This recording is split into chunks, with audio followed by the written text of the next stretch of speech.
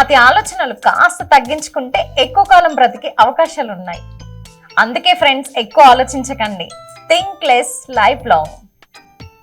ఏడిస్తే మంచిది, మీలోని స్ట్రెస్ హార్మోన్ రిలీజ్ అవుతుంది. అందుకే ఏడ్చిన తర్వాత తేలికగా అనిపిస్తుంది.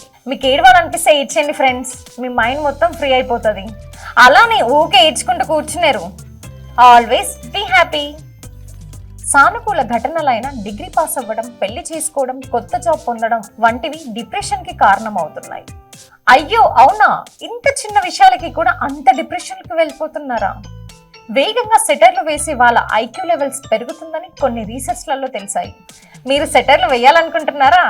కానీ ఎవరి మీద పడితే వాళ్ళ మీద వేయకండోయ్. మన ముఖం పైన సూక్ష్మజీవుల కాలనీలు ఉంటాయి. చర్మ రంధ్రాల నుంచి వచ్చే నూనెని అవి ఆహారంగా తీసుకుంటాయి. కాలనీలా? అయితే రియల్ ఎస్టేట్ బిజినెస్లే చేస్తున్నాయండోయ్.